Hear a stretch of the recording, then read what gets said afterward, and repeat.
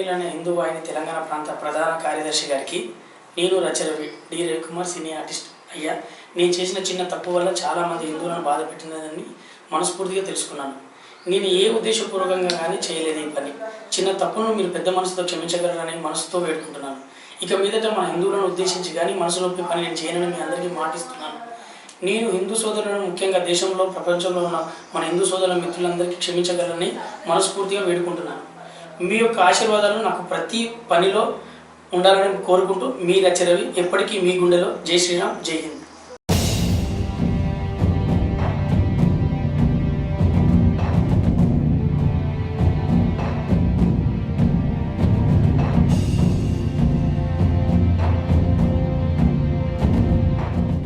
నమస్కారం అండి, నేను రచరవి.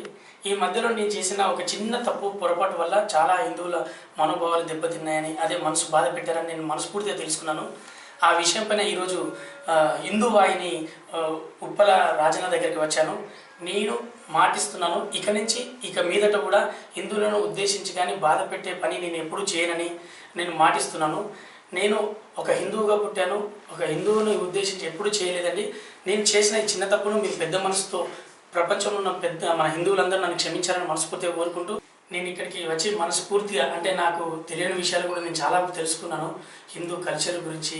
మరి అంటే ప్రతి హిందువు తెలుసుకోవాల్సిన ఎంతో ఉంది. మన తల్లిదండ్రులు కావచ్చు, పిల్లలకు చాలా నేర్పించాల్సినవి చాలా ఉంది. నేనే ఇక్కడ నుంచి ముందు చేయనని నేను మనస్ఫూర్తిగా చెప్తున్నాను. ఇక్కడ నుంచి మీరు కూడా మన హిందూ కల్చర్ని కానీ హిందువులను ఉద్దేశించి ఎటువంటి పొరపాటు చేయొద్దని మనస్ఫూర్తిగా వేడుకుంటున్నానండి. నేను మీ రచరవి, ఎప్పటికీ మీ గుండెలో. జై శ్రీరామ్, జై హింద్.